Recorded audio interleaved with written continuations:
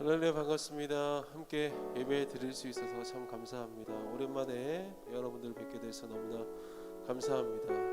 우리 오늘 드려지는 예배를 통하여서 하나님 앞에 온전히 나아가기를 원합니다. 또 온라인으로 예배 드리는 모든 분들을 축복합니다. 우리 이 찬양으로 함께 예배하십시다.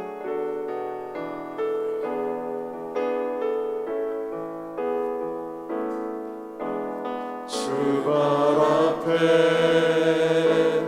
무릎 꿇고 그 사랑에 남기네. 어떤 말도 그 어떤 소리도 그 발 앞에서 잠잠해지네.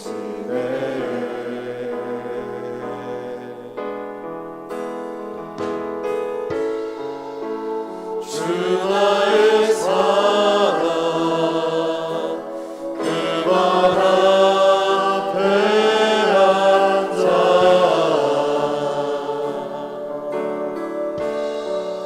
내 모든 기도는 사랑의 노래가 되네.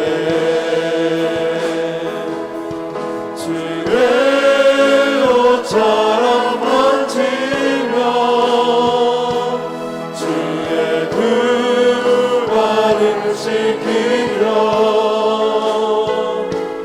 주님 그 발에 입 맞추며 나의 왕관을 놓으리.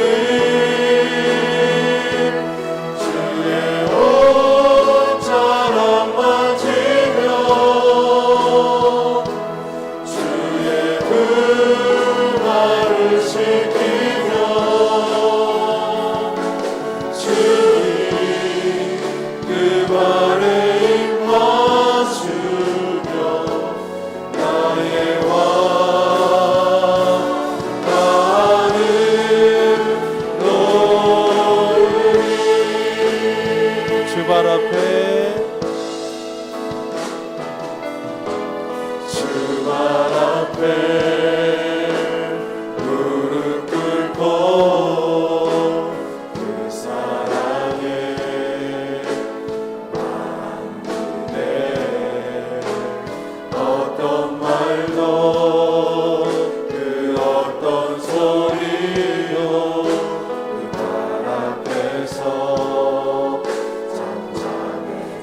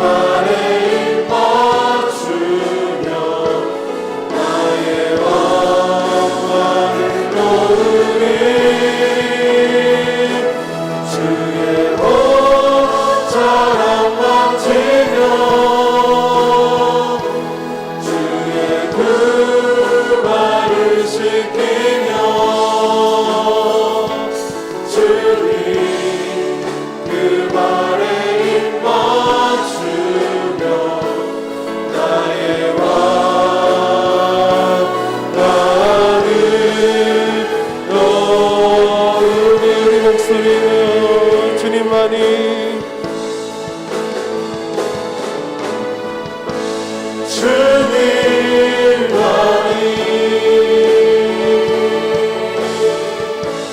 내 모든 것 대신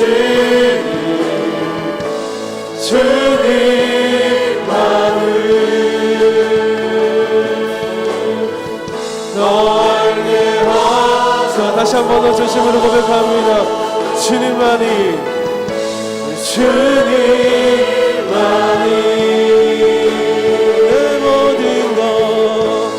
내 모든 것 대신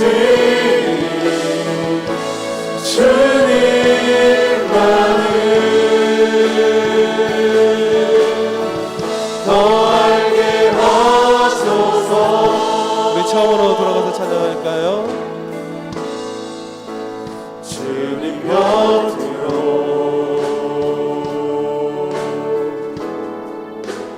날 이끄소서. 내 모든 것 다 드려 주 음성 듣기 원하네. 나의 참 소망 나의 참 소망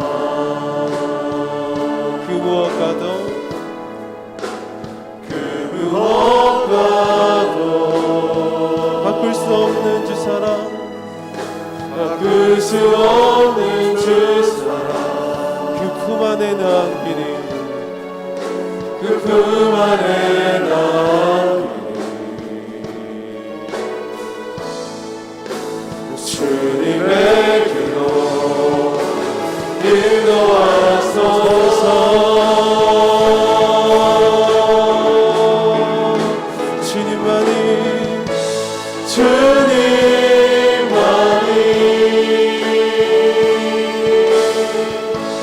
내 모든 것 대신 주님만을 더 알게 하소서. 주님만이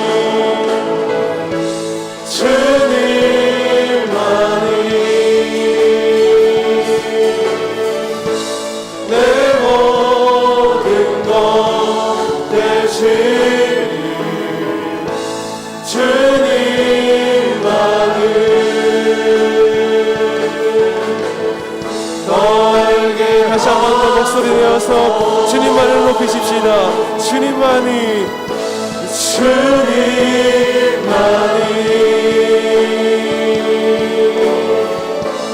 내 모든 것 대신 주님만을 더 알게 하소서. 이 찬양의 가사처럼 이 시간 주님만을 알기를 원합니다. 예배를 위해서 기도해 주십시오. 특별히 말씀 전하시 담임 목사님을 위해서 함께 기도해 주시기를 원합니다. 우리 등단하셔서 인도하실 때까지 다 함께 기도로 나아갑니다. 하나님 아버지 감사합니다.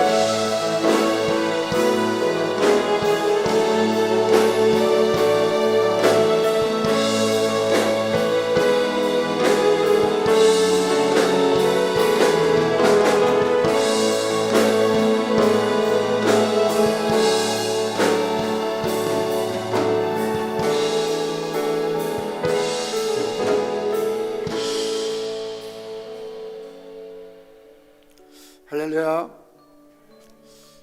참으로 보고 싶은 여러분들, 그리운 여러분들, 오늘 이 자리에 나오신 여러분들을 예수님의 이름으로 환영합니다. 사랑합니다. 축복합니다. 우리 다 함께 나셔서 오직 주의 은혜로 찬양하심으로 하나님 앞에 주일 낮 예배로 드리시겠습니다.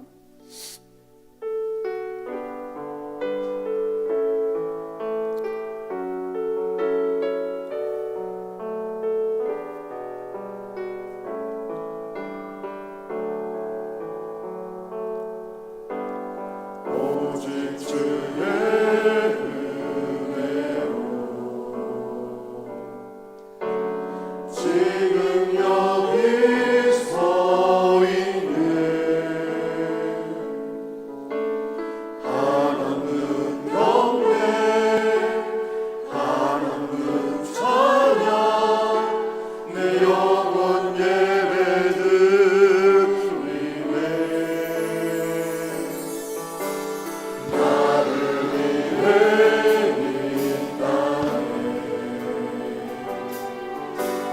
오신 주의 은혜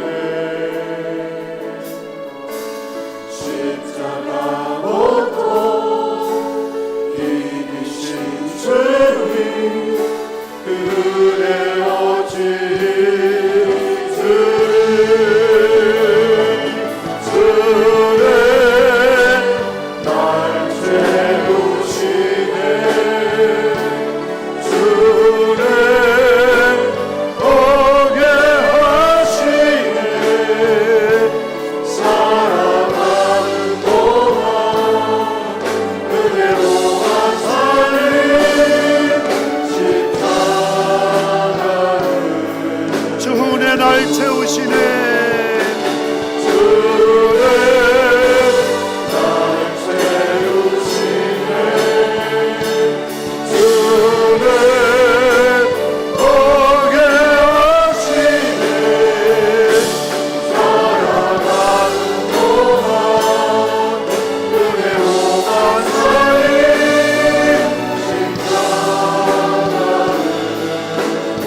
거친 파도 날 향해 와도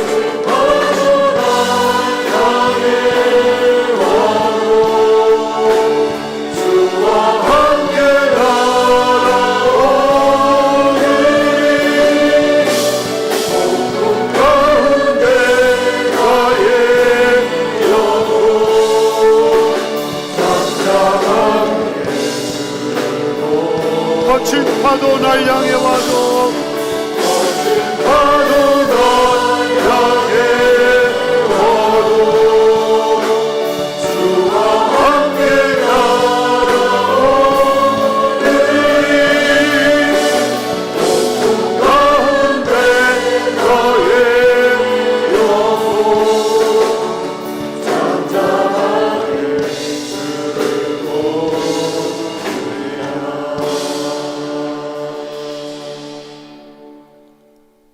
여호와의 인자하심과 인생에 행하신 기적으로 말미암아 그를 찬송할지로다. 그가 사모하는 영혼에게 만족을 주시며 줄인 영혼에게 좋은 것으로 채워주심이로다. 내가 여호와로 말미암아 크게 기뻐하며 내 영혼이 나의 하나님으로 말미암아 즐거워하리니 이는 그가 구원의 옷을 내게 입히시며 공의의 겉옷을 내게 더하심이 신랑이 사모를 쓰며 신부가 자기 보석으로 단장함 같게 하셨습니다. 땅이 싹을 내며 동산이 거기 뿌린 것을 옴돋게 함같이 주 여호와께서 공의와 찬송을 모든 나라 앞에 솟아나게 하리로다. 하나님은 영이시니 예배하는 자가 영과 진리로 예배할지니라. 아멘. 항상 우리와 동행하시며 우리를 눈동자와 같이 지켜주신 아버지 하나님, 오늘도 암탉이 그 날개 아래 평아리를 품음과 같이 저희들을 주의 사랑의 품에 품어주시고 주님 안에서 안식과 평안과 은총을 누리게 하시니 감사합니다. 코로나로 인해서 대면 예배를 드리지 못했던 저희들 안타까운 마음들 뿐이었는데 오늘 전부가 아닌 20% 참여하지만 이 자리에 다시 나와서 하나님 앞에 영과 진리로 예배하게 하시니 감사합니다. 성삼위 하나님께서 친히 저희들과 함께 하셔서 우리가 드린 예배를 흠양하시고 영광을 받아 주옵소서. 마음과 뜻과 정성을 다하여 드리는 우리 예배를 받으시고 내려주실 은혜를 사모하며 기다리는 저희 모든 성도들에게 진리의 말씀으로 충만하게 채워 주옵소서. 우리 가운데 영육이 연약한 자를 이 시간 강건케 하시고 피곤하고 고단한 자에게 독수리의 날갯줄랑 같은 힘으로 새롭게 하여 주시옵시고 살아오면서 받은 마음의 상처들 자비로운 손길로 어루만져 주시어서 치유하시고 회복시켜 주시어서 외양간에 나온 송아지처럼 마음껏 뛰며 걸으며 하나님을 찬양하며 일상생활할 수 있도록 불편이 없도록 강건케 하여 주시옵소서.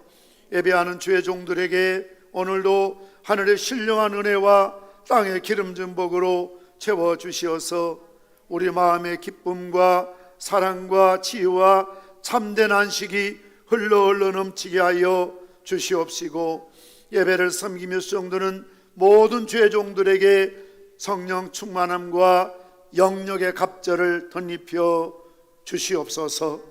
예수님의 이름으로 기도드리옵나이다. 아멘. 찬송가 40장 찬송하시겠습니다.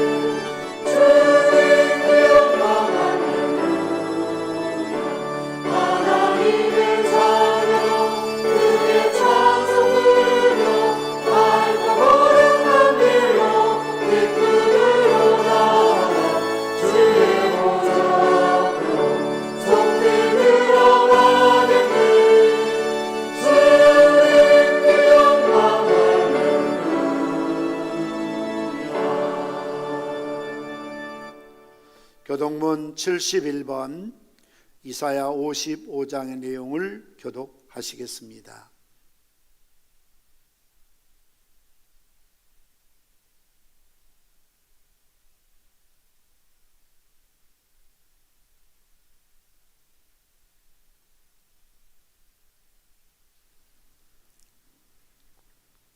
교동문 71번입니다.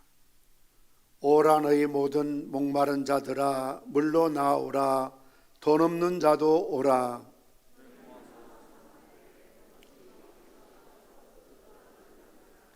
너희가 어찌하여 양식이 아닌 것을 위하여 은을 달아주며 내게 듣고 들을지어다. 그리하면 너희가 좋은 것을 먹을 것이며 너희는 귀를 기울이고 내게로 나와 들으라. 내가 너희를 위하여 영원한 언약을 맺으리니 너희는 여호와를 만날 만한 때 찾으라. 악인은 그의 길을 불의한 자는 그의 생각을 버리고 여호와께로 돌아오라. 우리 하나님께로 돌아오라. 그가 너그럽게 용서하시리라. 아멘. 사도신경으로 신앙 고백하시겠습니다. 전능하사 천지를 만드신 하나님 아버지를 내가 믿사오며 기 4장 1절에서 4절 말씀까지를 봉독해 드리겠습니다.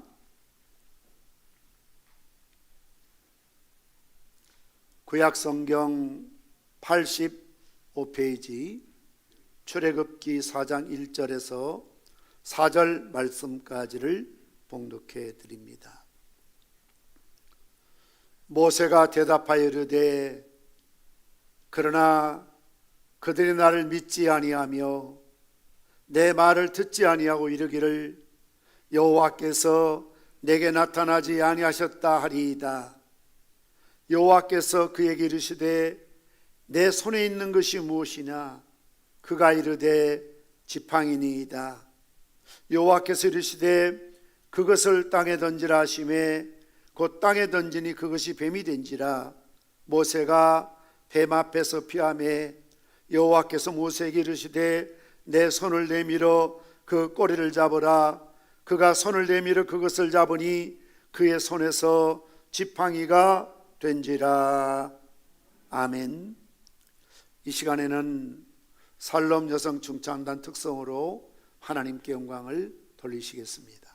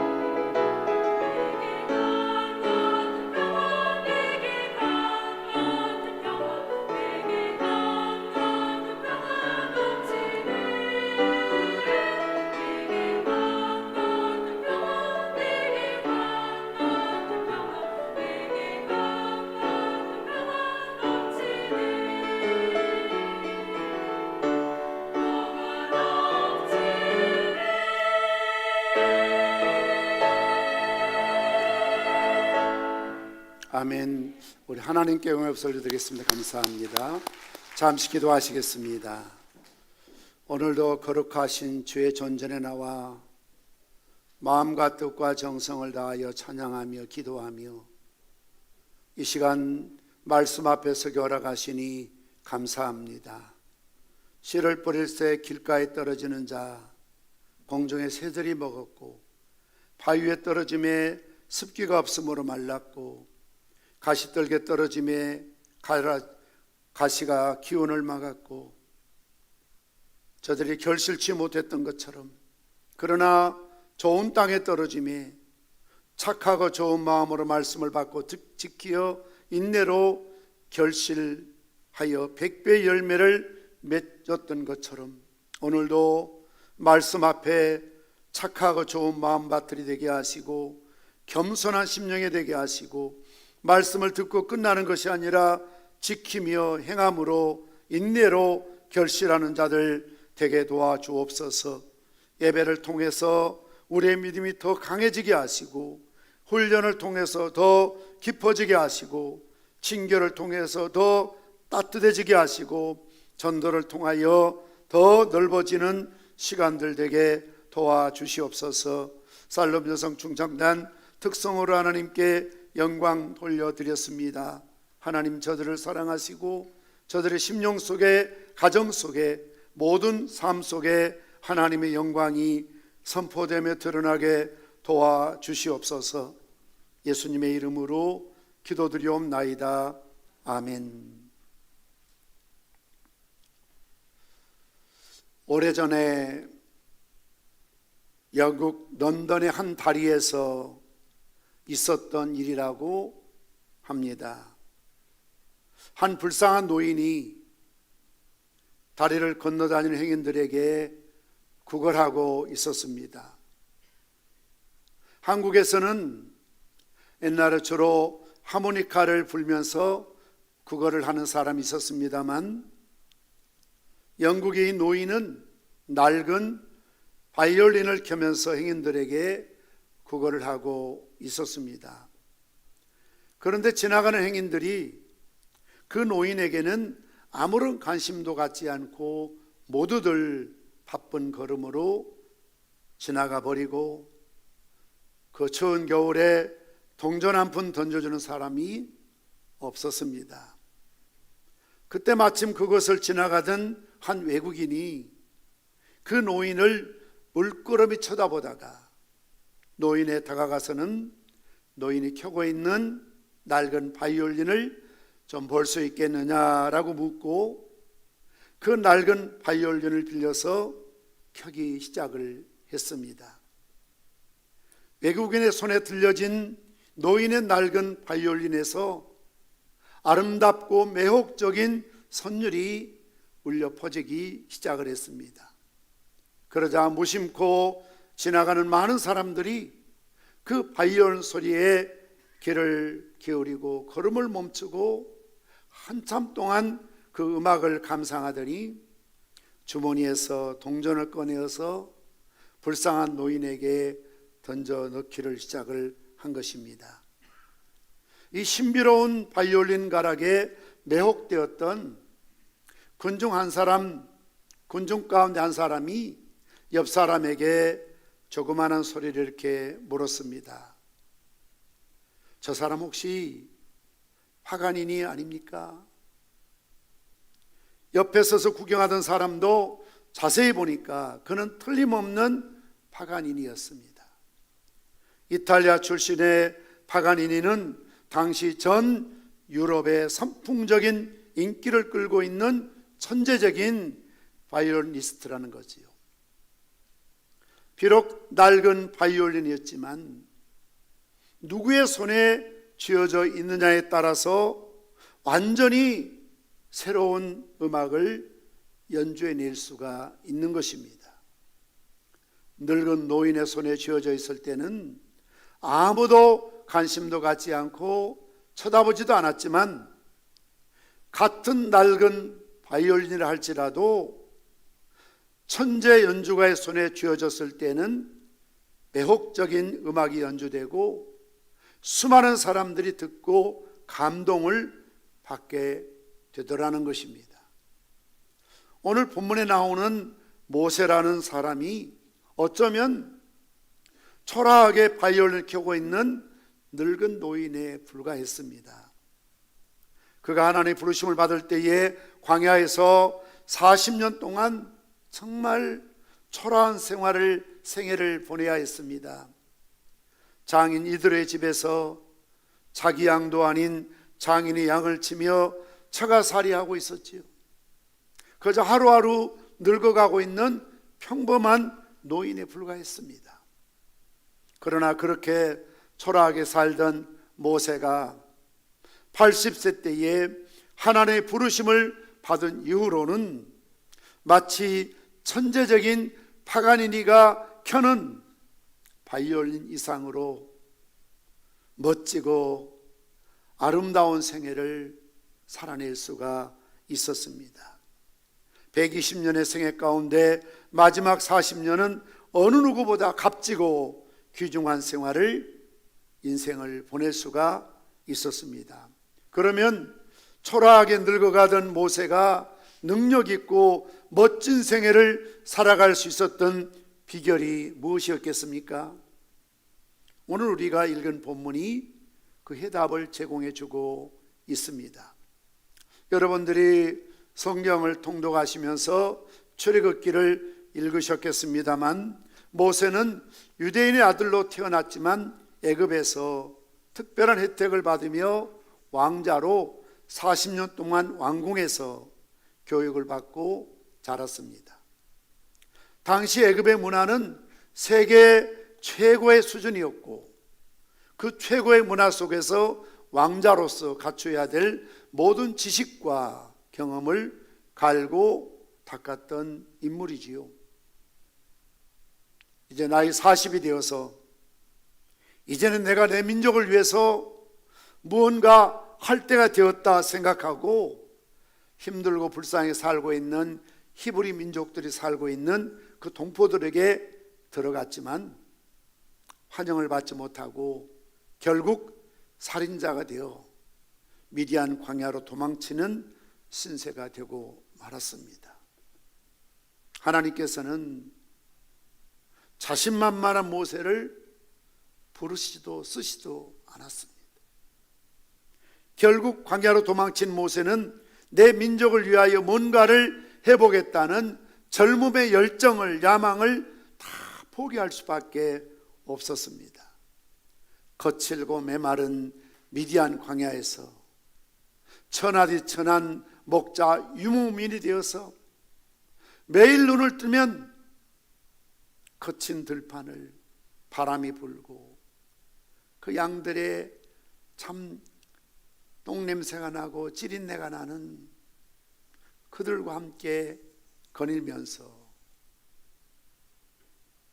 그 속에서 생활할 수밖에 없었던 것이죠. 그래서 어쩌면 매일매일 나는 아무것도 아니구나. 옛날 화려했던 40년의 세월도 그 야망도 그 꿈도 계획도 아무것도 아니구나. 인간의 심리를 연구하는 학자들에 의하면 한 인간의 인격이나 한 민족의 정체성이 완전히 새롭게 바뀌어지기 위해서는 필요한 기간이 40년이라고 하네요. 그래서 10대, 20대 철없이 정신없이 살다가 30대에 결혼해서 40년이 지나고 나면 철들만 하면 세상을 떠나는 거지. 어떻게 보면 목회도 또 우리 심호하는 모든 분들도 70에 우리가 은퇴하고 심호를 이제 마치게 되는데요. 알만하고 연글고 철들만 하면 현직에서 물러나는 경우들이 많이 있습니다. 모세는 광야 40년에서 자기가 무엇을 할 수 있다는 그 모든 자신감을 포기하고 나는 아무것도 할 수 없는 존재라는 것을 인식하는 새로운 존재가 되었습니다. 바로 그때 하나님께서는 모세를 찾아오시고 모세를 부르시는 거지요.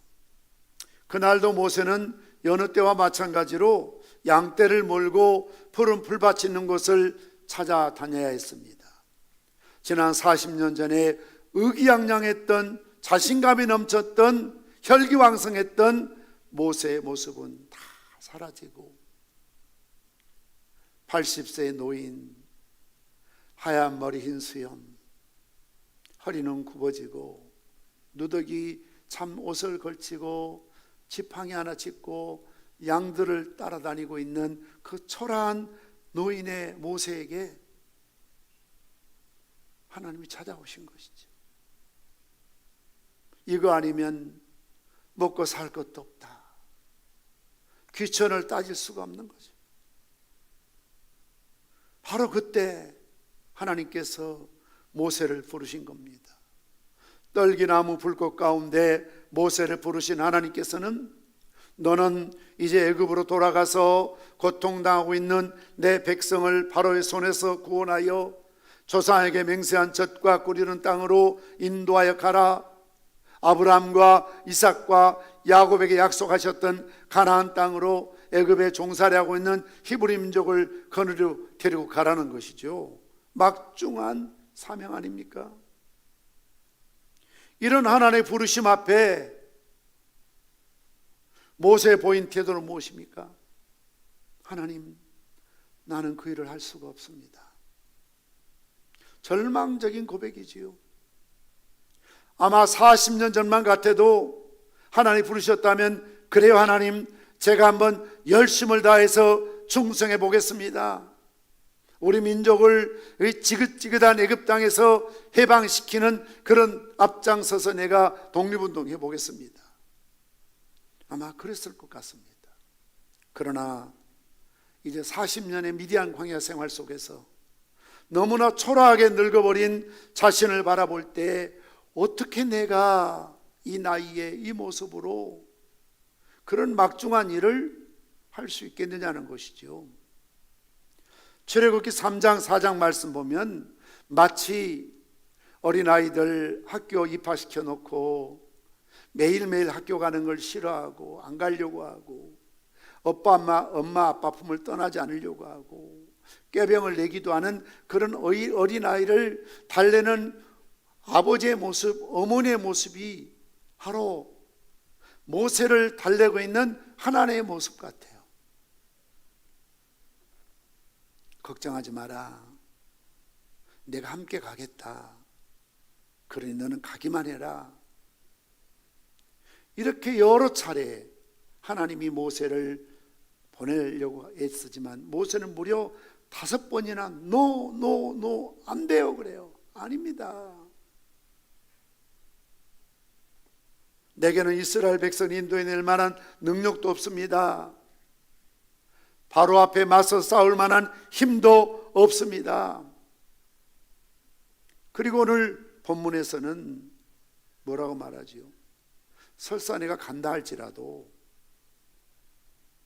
이스라엘 백성들이 내 말을 믿겠습니까? 아니 하나님 나타내려면 애굽에 있는 사람에게 나타내야지 왜 저 멀리 미디안 광야에 있는 그것도 늙은 노인에게 하나님이 나타나냐고요. 혈기왕성한 젊은이들, 그냥 정말 나라 민족을 위해서라면 한번 바치겠다는 피 끓는 그런 애국지사 독립운동하는 사람도 많이 있었을 텐데 왜 하나님이 애굽 땅도 아닌 미디안 젊은이가 아닌 그 노인에게 나타나서 이 백성을 구원하라고 말한들 하나님 내게 나타났다고 말하면 그들이 내 말을 믿겠습니까? 하나님 아시잖아요. 그들이 얼마나 폐역하고 안악합니까? 얼마나 의심이 많습니까? 얼마나 불평하기를 좋아합니까? 내 말 안 듣습니다.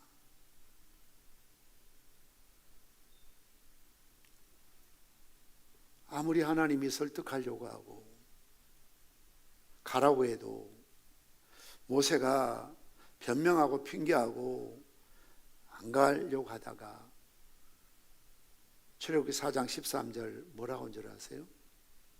오 주여, 보낼 만한 자를 보내소서. 하나님, 사람 잘못 고르신 겁니다. 하나님이 아무리 그렇게 말씀하셔도 나는 안 갑니다. 나는 적임자가 아닙니다. 이렇게 변명하고 핑계하고 여리저리 피하며 하나님 명령을 벗어나 보려고 안간힘을 쓰고 있는 모세의 모습을 우리는 발견하게 됩니다.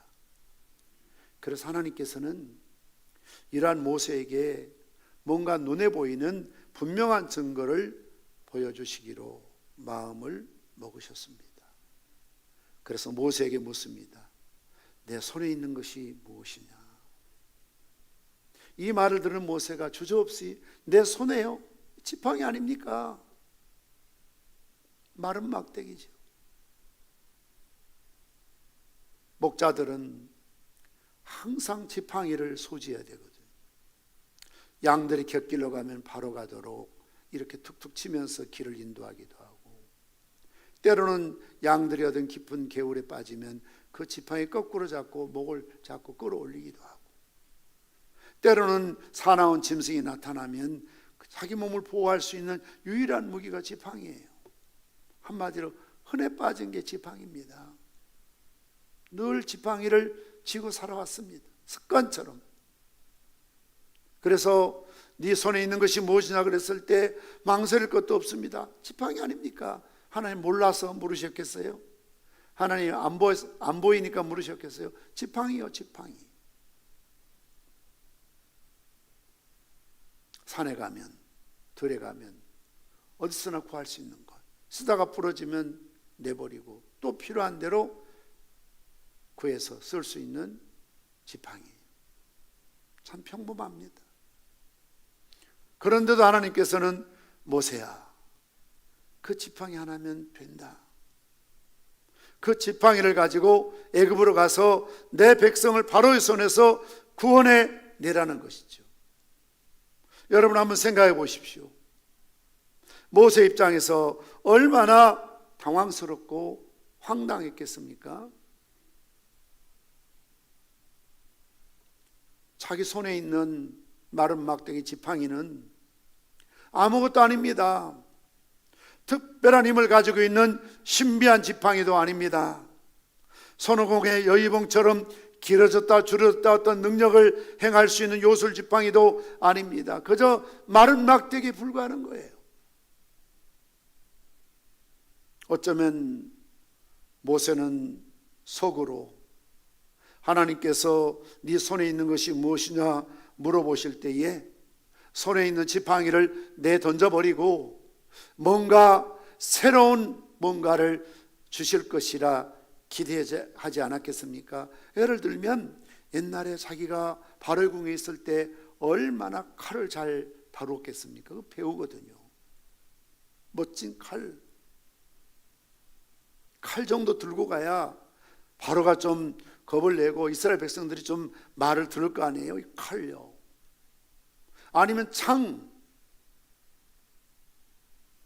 아니면 하다못해 방패라도, 누가 화살을 쏘고 누가 칼로 하면 자기 몸을 보호할 수 있는 방패라도, 아니면 옛날 고대 왕들이 마치 에스더에 나오는 아하수르 왕처럼 왕이 늘 들고 다니는 이 지휘봉이 있잖아요. 권위의 상징이죠.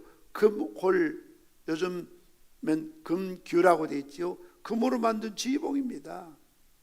이런 것 좀 하나 들고 가야 사람들이 관심 있게 바라보고 모세가 말을 하면 권위가 서는 것인데, 아니 그 지팡이 하나 들고 가라니 그게 말이 되냐고요. 그런데도 하나님은 그 말라빠진 지팡이 달랑 하나 들고 가라고 말씀하고 있는 것입니다. 우리가 출애굽기 민수기에 나타난 모세의 모습을 보면 항상 이 지팡이와 함께 등장하고 있습니다. 그는 이 지팡이를 붙잡고 애굽에 가서 바로를 이겼고 이스라엘을 해방시켰고 가나안 땅을 향한 40년 동안 승리를 할 수 있었습니다. 여기서 우리는 하나님의 일을 하기 위해서 어떤 특별한 능력이나 은사나 힘이 필요한 것만은 아닙니다. 물론 능력을 주시고 지혜를 주시고 어떤 은사를 주시고 힘을 주시면 더 효율적으로 더 잘할 수 있겠지요. 그러나 그것만이 전부가 아니라는 것이지요. 그래서 우리는 어떤 직분과 사명을 맡을 때에 나는 아무것도 가진 것도 없고 능력도 없고 배운 것도 없고 내가 신학을 공부한 것도 아니고 연륜이 있는 것도 아니고 믿음이 탁월한 것도 아니고 다른 사람보다 내가 더 잘할 수 있는 것도 없는데, 심지어 어떤 분들은 나는 모세처럼 혀가 어눌해서 설교도 잘할 수가 없고 나는 누구처럼 멋진 그런 찬양을 잘할 수 있는 그런 실력자도 아니고 나는 영어를 유창하게 잘할 수 있는 사람도 아니고 나는 말을 웅변가처럼 그렇게 탁월하게 잘할 수 있는 것도 아닌데 늘 혀짧은 소리를 하는데, 어떤 분들은 그리스도가 안 돼서 그리도 그런 분들이 많이 계시거든요. 그렇게 말하는 당사자는 얼마나 힘들겠어요. 그리스도가 안 되고 그리도 차라리 주 예수 이런 다른 말로 해야 되는데 항상 또 그분은 그리도를 그렇게 자주 하시더라고요. 그리스도. 근데 그게 문제가 안 된다는 거죠. 흉보자는 게 아니고요. 그래서 사역자든 교회 여러 직분자든 늘 하나님 앞에 그렇게 기도하죠. 하나님, 이 일을 감당하기 위해서 제게 능력을 주세요. 은사를 주세요. 하나님, 저는 아무것도 할 수가 없습니다. 하나님 주시지 않으면, 능력 주지 않으면 나는 아무것도 안 됩니다. 그렇게 때를 쓸 때가 많이 있지요. 어떤 분들은 영적인 열등감에 빠져 계신 분도 계세요. 누구 말 들으니까 기도원은 계도 방언을 한다는데, 하나님, 내가 다른 것 그 욕심 부리지 않고 나도 어느 권사님 어느 집사님 방언 기도하는 게 참 멋져 보이고 신령해 보이는데 나에게 방언의 은사를 달라고 20년 30년 기도해도 아직까지 안 주신다는 거 아니에요. 뭐 대단한 것 달라는 것도 아닌데, 목사님이 설교할 때 방언의 은사, 그거는 그냥 은사 가운데 가장 하급에 속한다는데 그 하급에 속한 방언의 은사도 하나님 왜 나는 안 주십니까? 혹시 내가 구원받지 못한 거 아닙니까? 나는 죄의 영이 떠난 거 아닙니까? 영적인 컴플렉스에 열등감에 빠져 사는 사람도 많이 있죠. 왜요? 탁월함이 없으니까요. 능력이 없으니까요. 그런데 하나님은 모세에게 특별한 어떤 능력을 주신 것이 아닙니다. 대단한 무엇을 손에 쥐어진 것도 아니고요.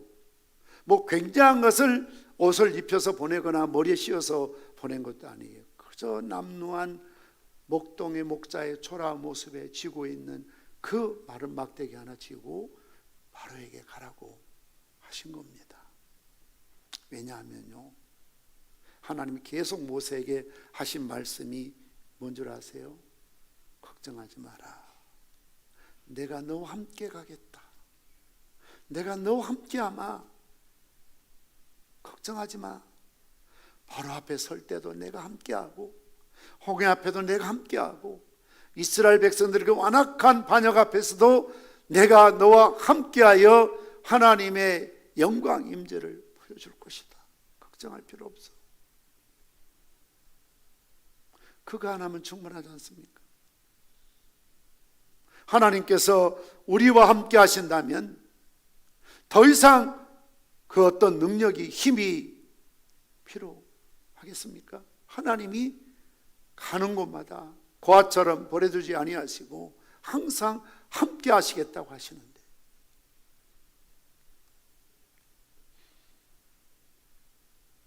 하나님께서 모세에게 지팡이 하나면 족하다고 말씀하신 이유도 바로 거기에 있습니다.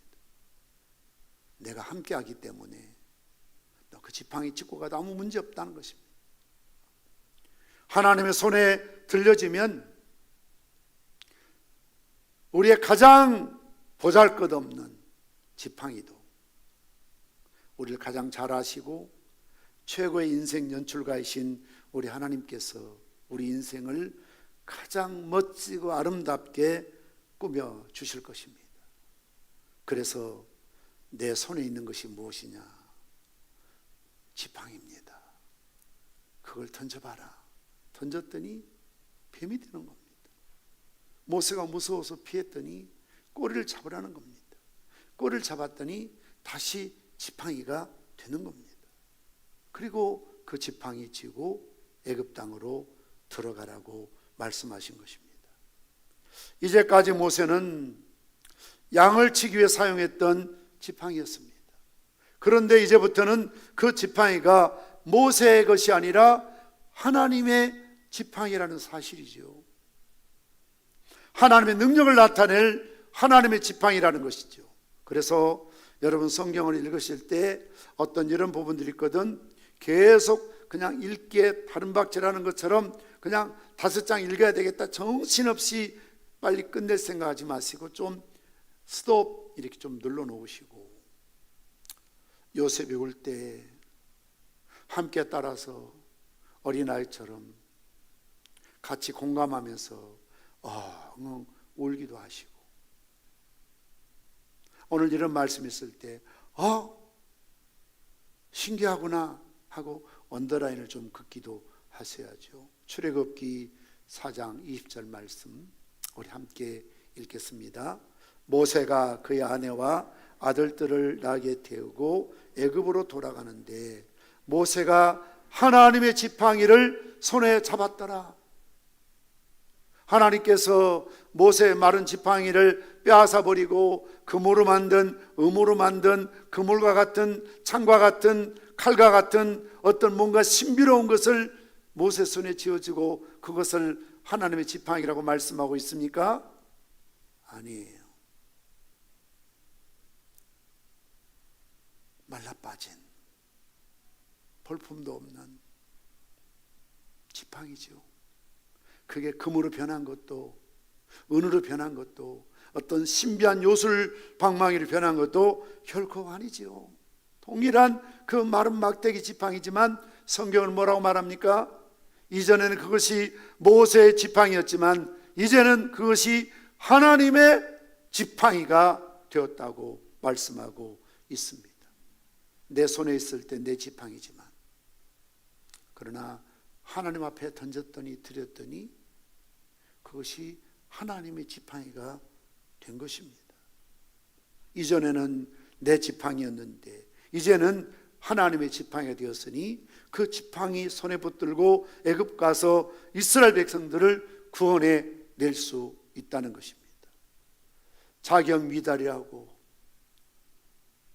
안 된다고 보낼 만한 사람을 보내라고 사양했던 모세가 결국 어떻게 되었습니까?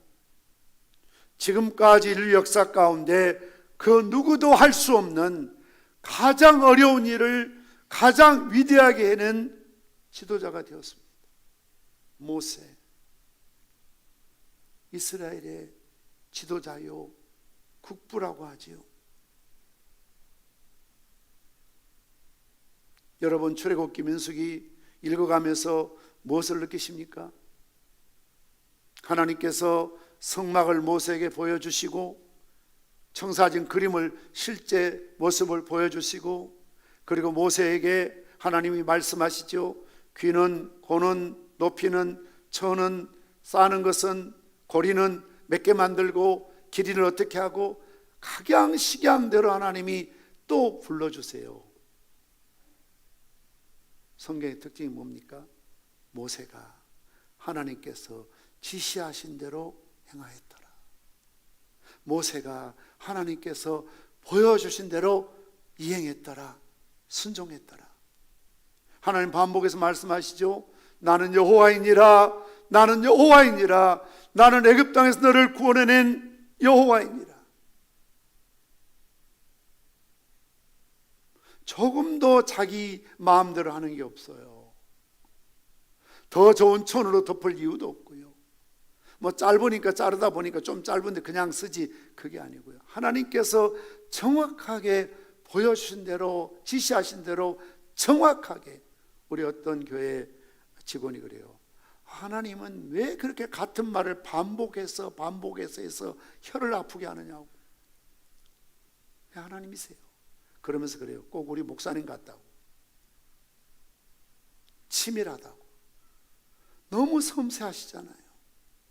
뭐 옷 한 벌 저 입혀라 그러면 될 텐데 그 색깔까지 천은 어떻게 하고 안은 어떻게 하고 그냥 어떻게 하는 그 단추 하나 구멍 만드는 것까지 하나님은 너무나 세밀하시잖아요. 그런데 모세는 변명하지 않고 이유달지 않고 하나님께서 시키는 대로, 보여주신 대로 그대로 준행했더라, 순종했더라.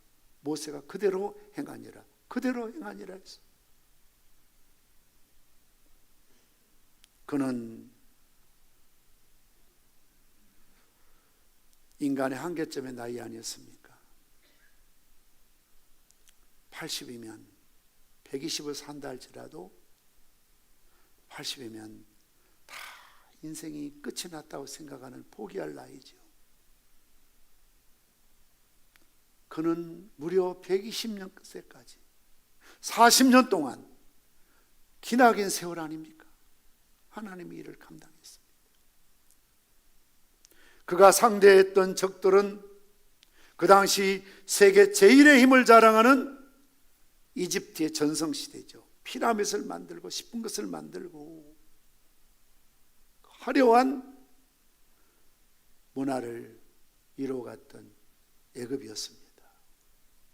그가 걸어갔던 길은 40년 동안 걷던 그 길은 불모지의 사막입니다. 풀 한 포기 자랄 수가 없습니다. 물 한 방울 얻을 수가 없습니다. 남자들만 60만이 넘으니까 여자 그리고 아이 합치면 200만이 넘잖아요. 그들을 그 광야에서 40년 동안 먹이고 입히고 가나안 땅에 데리고 들어가지 않습니까? 무엇보다도 여러분, 예수님께서도 변화산에서 이해하실 때 바로 거기에 모세가 나오잖아요. 예수님 말씀하실 때 자주 인용하시던 말이 뭡니까? 모세의 글에, 모세가 기록한 책에 모세 오경을 쓰지 않습니까? 하나님의 십계명을 비롯하여 성막에 대한, 제사에 대한 모든 규례와 절기에 대한 의식과 삶에 대한 모든 법을 하나님이 모세를 통해서 말씀하시잖아요. 하나님은 꼭 사람을 부르시고 사람을 통해서 일하시거든요.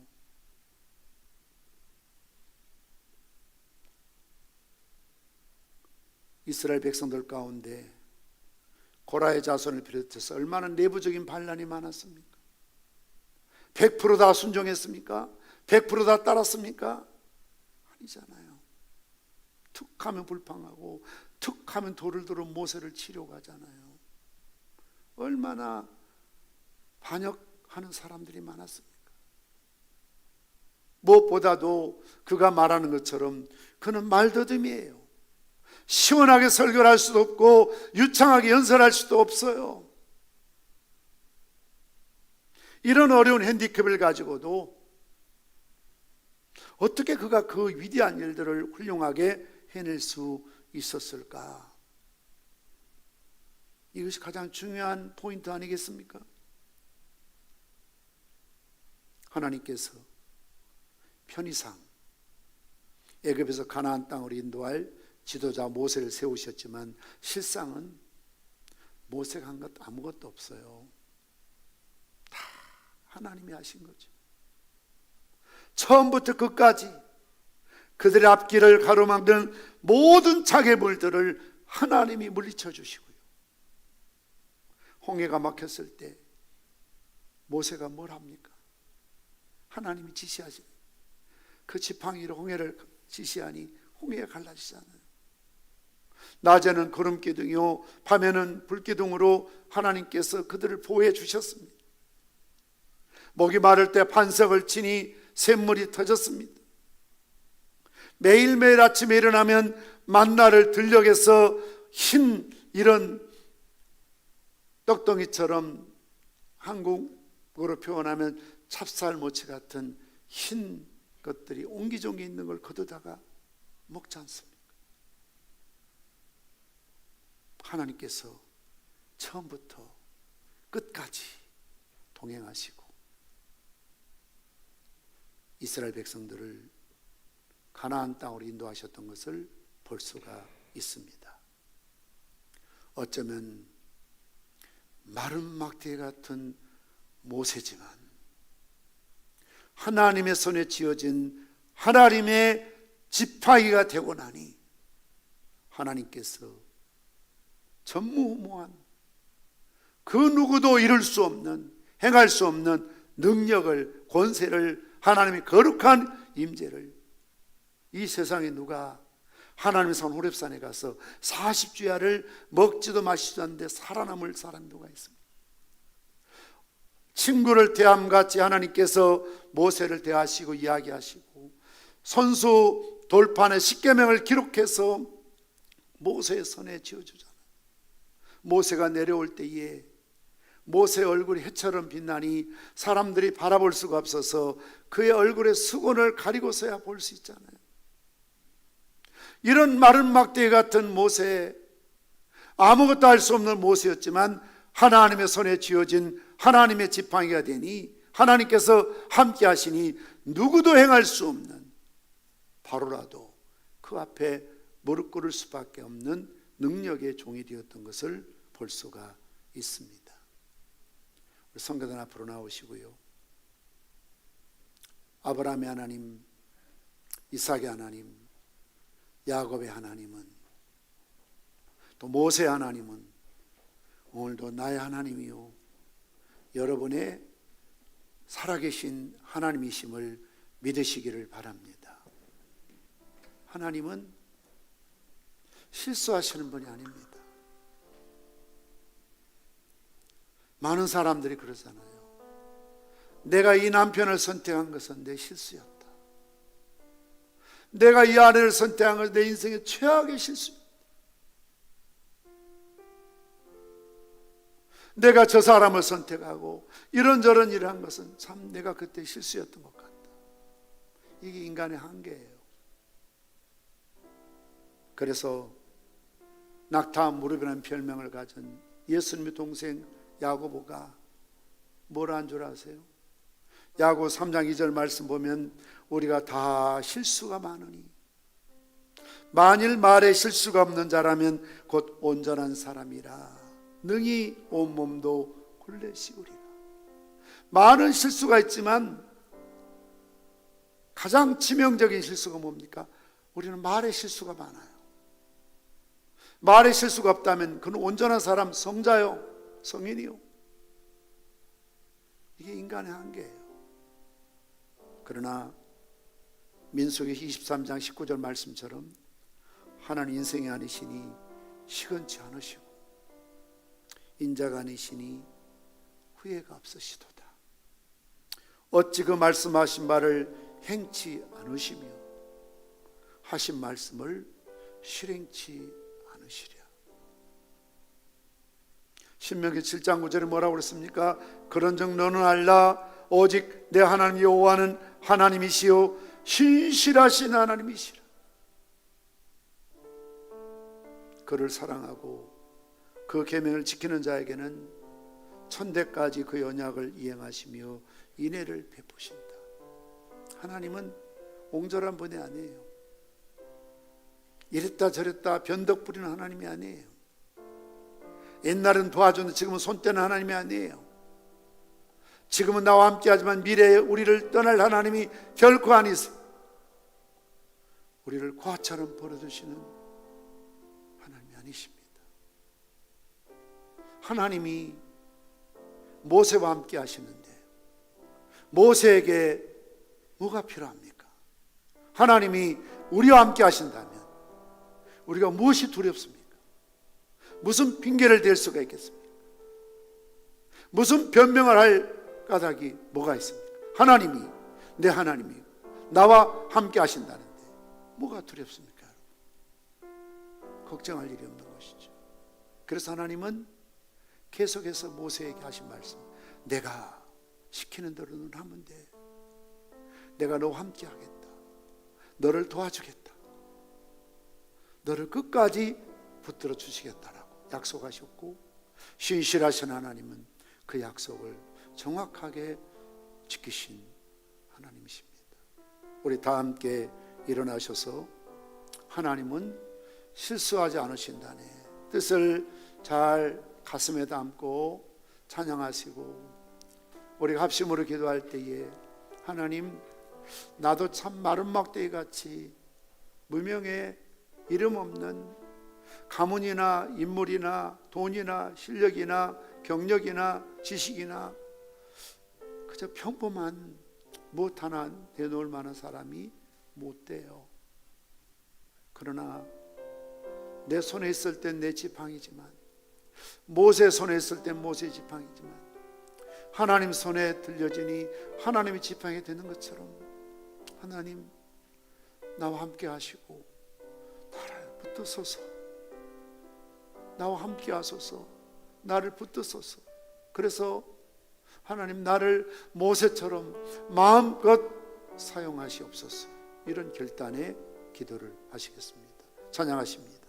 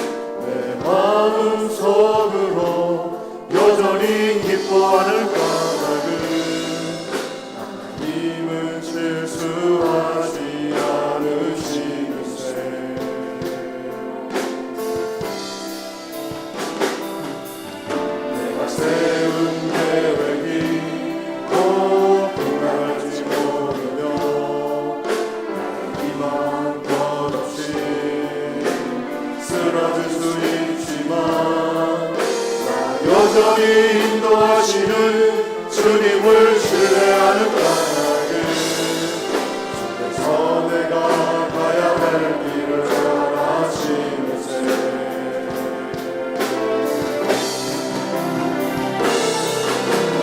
어둠 밤 어둠이 깊어 달이 다시는 닿지 않을 것 같아 보여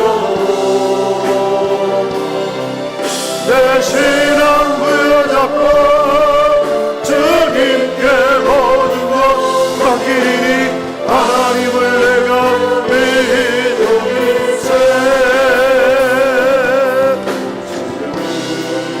내가 볼 수 없는 건 너무 많아서 멀리 가물가물 오른 거로 분명히요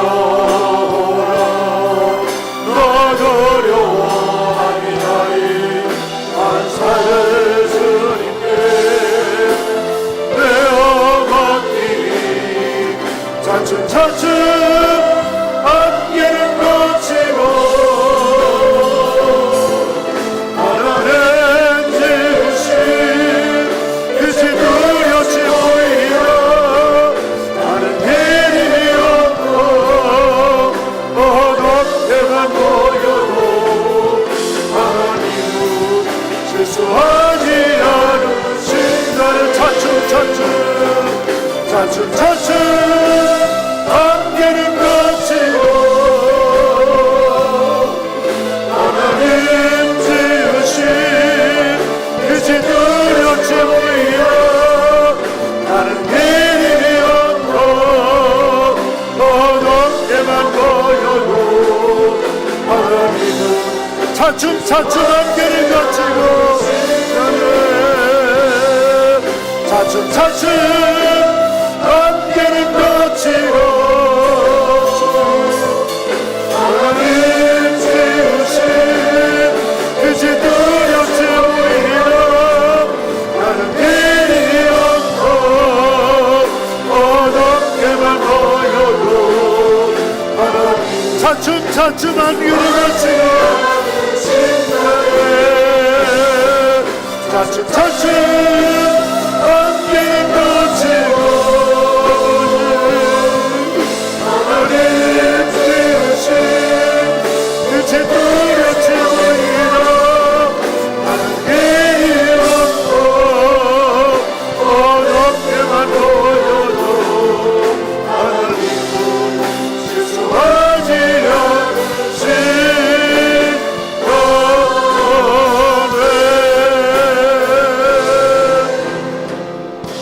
우리 주여 세 번 부르짖고 하심으로 뜨겁게 주님 앞에 반응하며 기도하시겠습니다. 주여 주여 주여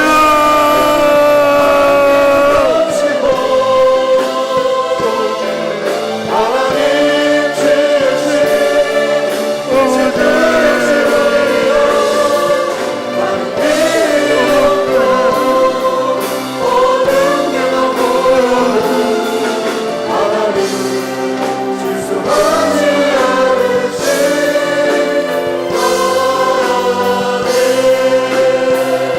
완성했던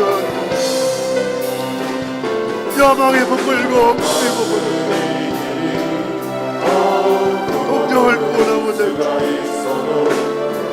살인자가 되었으며 이대한 광야로 숨어들 수 매일매일 반복되는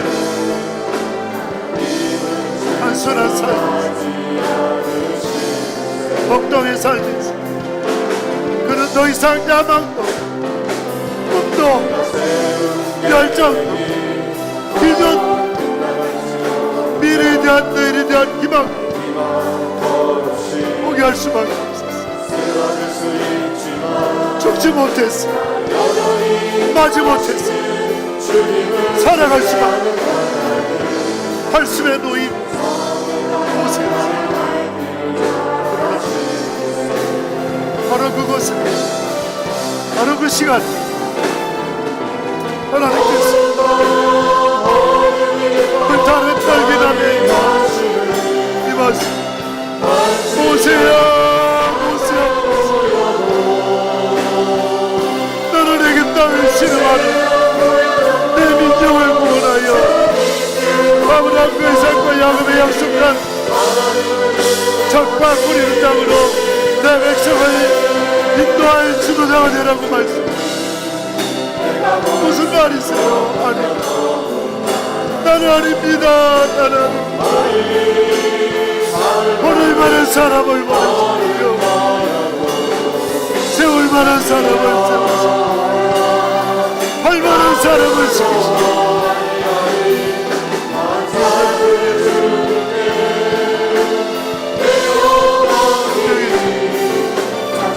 네 손에 든 것이 무엇인가?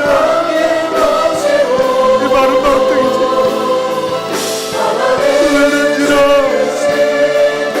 이제 모세의 깃방이가 되려 하나님의 집 고개를 가느냐 반석을 겟기를 오르는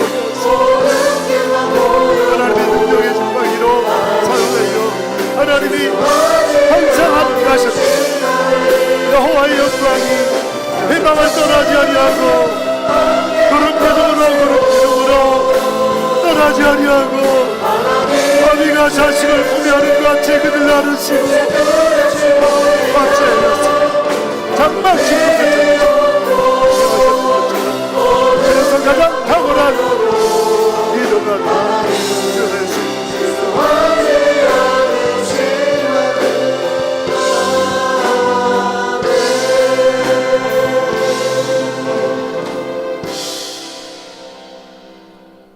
너는 알라 오직 내 하나님 여호와는 하나님이시요 신실하신 하나님이시라. 그를 사랑하고 그의 계명을 지키는 자에게는 천대까지 그의 언약을 이행하시며 인애를 베푸시니 하나님 인생이 아니시니 시건치 않으시고 인자가 아니시니 후회가 없으십니다. 말씀하신 바를 행치 않으시며 하신 말씀을 실행치 않으시는 분이 아니십니다. 반드시 하나님은 부르시고 세우신 하나님의 뜻을 이루십니다. 하나님은 실수하지 않으시는 하나님이심을 믿습니다. 모세가 가는 곳마다 함께 동행하셔서 기적과 능력을 베푸심으로 이스라엘 백성들을 40년 동안 거칠고 메마른 광야길을 죽지 않도록 아비가 자식을 품에 안은 같이 안으시고 앞서 행하시며 장막 칠 것을 찾으시고 그들의 의복이 발이 부릅뜨지 아니하도록 인도하시고 낮에는 구름기둥을 불기둥으로 하나님의 영광이 회막을 떠나지 않았던 것처럼 늘 함께 하신 하나님의 능력을 믿습니다. 우리는 막대기처럼 보잘것없고 쓸모없지만 하나님의 손에 붙잡힌 바 되었을 때 하나님의 지팡이처럼 사용되고 하나님 쓰심에 합당한 일꾼들이 될 줄 믿습니다. 오늘도 어두운 시대를 살아가는 저희들, 답답하지만 힘들지만 어렵지만 내가 세운 계획들이 다 뜻없이 무너지고 한 치 앞을 볼 수 없지만 하나님 차츰차츰 안개가 걷히고 하나님이 광명한 빛으로 비춰주시고 우리와 함께 하심으로 놀라운 기적과 능력을 베풀어 주실 줄 믿습니다. 이 믿음 가지고 인내하게 하시고 이 믿음 가지고 참고 기뻐하며 감사하며 하나님 앞에 영광 돌리는 남는 여성들이 되게 도와주시옵소서. 받은 바 은혜와 사랑을 가슴에 품고 감사하며 주님 앞에 귀한 예물 드린 손길을 드리습니다. 주일헌금, 감사헌금, 11조헌금, 헌당구자헌금, 선교헌금 드립니다. 모든 것을 주관하시는 분이 주님이시라는 믿음의 고백과 신앙의 보좌에 쌓여진 11조의 물이 있습니다. 범사에 감사하라 명하셨기에 기뻐하며 감사하는 마음으로 예물을 드립니다. 주님의 남는 고난을 그의 몸된 교회에 채우는 믿음과 마음으로 헌당구자헌금 드립니다. 선교를 위해서, 구제를 위해서 구별하여 드리는 귀한 손길들, 하나님 저들의 가정과 기업이 하늘의 이슬과 땅의 기름짐으로 풍성케 하여 주시옵소서. 너무나 적은 물질 때문에 부끄러워하며 드리는 손길들도 있습니다. 힘주시고 재물 얻을 능력을 허락하시고 더 넘치도록 채우시고 갚아 주시옵소서. 여러 모양으로 교회를 섬기며 수용도는 많은 숨은 일꾼들, 하나님 아버지 하늘의 귀한 것들로 자자손손 하나님이 함께 하시는 축복의 형통의 축복들로 채우시고 갚아 주시옵소서. 예수님의 이름으로 축복하며 기도드리옵나이다. 아멘. 자리에 앉으시기 바랍니다. 교회 소식을 전해드리도록 하겠습니다. 특별히 오늘 2부 예배 시간에 우리 나오신 연세 드신 분들은, 젊은이들은 이렇게 집에서 온라인이나 카톡이나 이렇게 TV나 스크린 보고 예배를 드리지만 조사해 보니까 집에 와이파이도 없고 인터넷도 없고, 그래서 주일날이면 라디오를 듣거나 TV 기독교 방송을 듣고 시간 예배를 드린다고 해서 참 너무 마음이 아팠습니다. 안타까운 마음뿐이었지만 여러분들이 그래도 이제 20% 허용이 되어서 교회 나와서 이렇게 대면 예배 드릴 수 있다는 것이 얼마나 감사한 일인지 모르겠습니다. 오늘 예배 시간 이 자리에 오는 것도 주의 은혜가 아니고는 불가능한 일이지 않습니까? 우리가 주님의 은혜를 사모하고 늘 잊지 않고 또 살아야 될 것 같습니다. 올 수 있을 때에, 기회가 있을 때 한 번이라도 예배 드리시고요, 주의 전을 사모하고 교회 나와서 새벽기도에, 수요예배, 철야기도에 참석하시기를 바랍니다.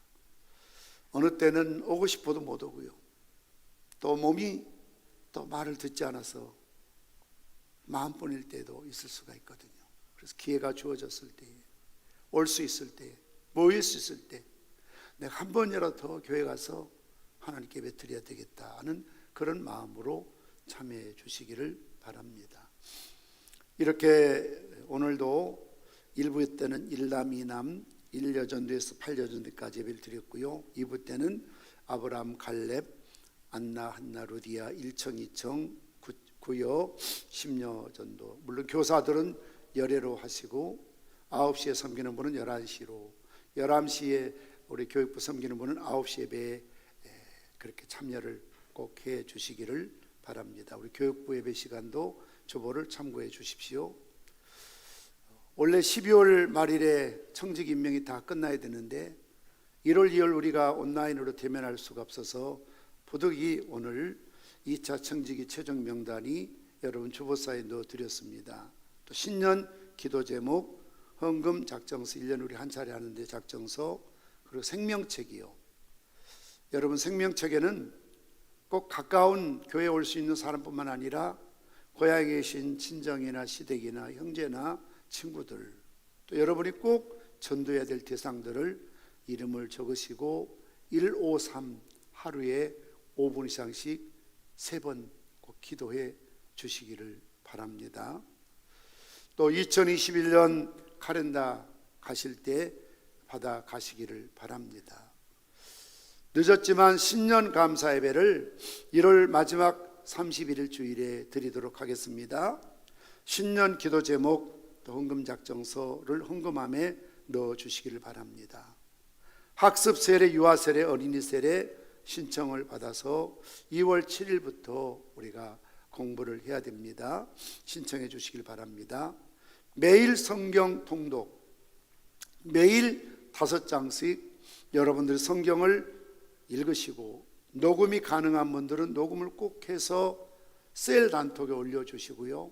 저도 그렇게 하고 제 아내, 저는 우리 오일이 집, 기쁨이 집도 다 그렇게 가족 총동원해서 성경 읽어서 올리라고 하고 있습니다. 우리 직원들도 100% 지금 하고 있습니다. 우리 특히 셀 리더 또 중직자 되신 분들이 솔선수범해서 해주시고요.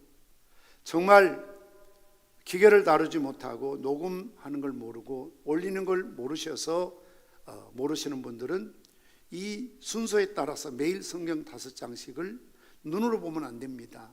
소리내서 통독해서 읽으셔야 돼요. 처음에는 혀가 잘 말을 안 듣고 막 혀가 씹히기도 하고 막 깝깝하고 목이 아프기도 하지만, 그러나 그걸 물리치고 꾹 꾸준히 갑니다. 녹음할 때 중간에 틀려서 처음부터 할 거 없어요. 그냥 처음에 그냥 가는 겁니다. 그리고 혹시 아직까지 못하신 분들이 창세기부터 시작할 생각하지 마시고 오늘부터 레위기 26장부터 신명기, 민수기 3장까지, 내일은 민수기 4장부터 8장까지 5장씩 그냥 가셔야 돼요. 밀링은 나중에 날 잡아서 숙제하더라도 처음부터 시작하면 죽을 때까지 못 따라와요. 그러니까 지금 같이 시작을 하고 가는 겁니다. 그리고 앞에 거는 나중에 기회 있는 대로 여러분들이 천천히 좀 읽으시더라도 보조를 맞춰 가야, 그래야 오늘 같은 모세 설교 들을 때 읽고 이 설교를 듣는 분과 처음 듣는 분은 하늘과 땅 차이예요.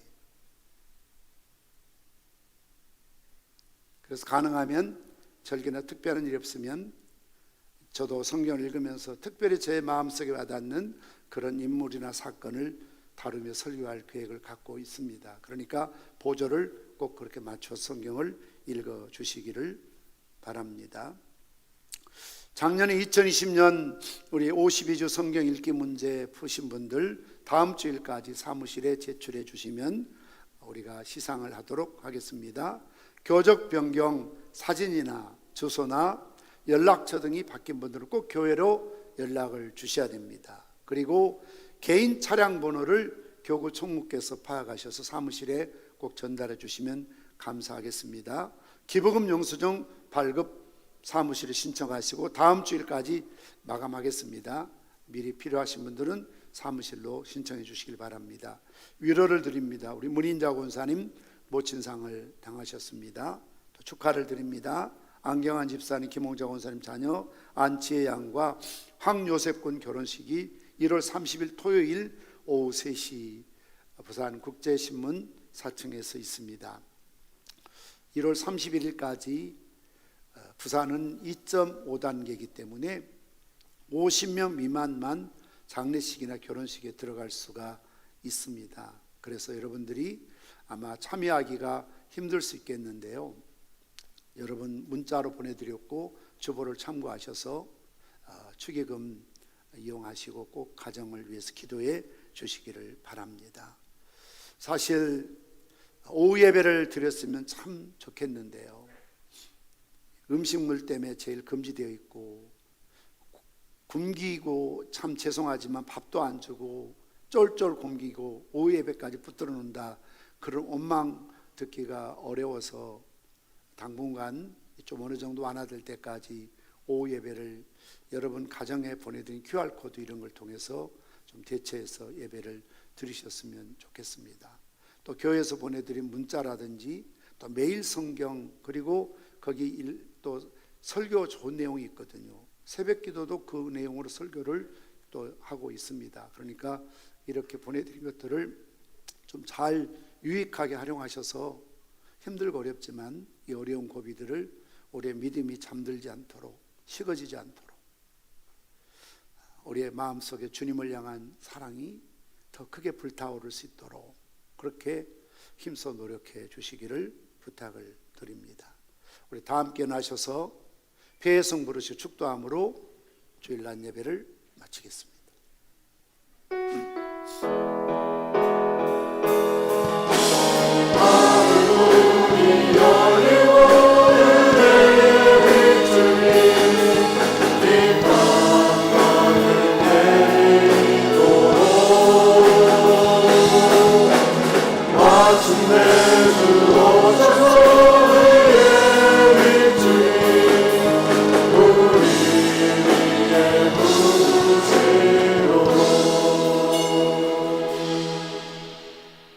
이제는 하나님 나라 우편에서 우리의 믿음이 떨어지지 않도록 밤낮으로 중보하며 기도하시는 우리 주 예수 그리스도의 은혜와 모세와 함께 하셨던 것처럼 우리를 고아처럼 버려두지 아니하시고 어느 때든지 어느 시간이든 어느 곳에든지 항상 우리와 동행하시는 아버지 하나님의 신실하신 사랑하심과 성령님의 감동, 감화, 위로, 축복, 교통하심이 내 손에 있는 지팡이가 아니라 하나님의 손에 붙잡힌 바 된 하나님의 지팡이 되어 살길 다짐하는 주의 백성들 위해 이제로부터 영원 무궁토록 항상 함께 있을지어다. 아멘.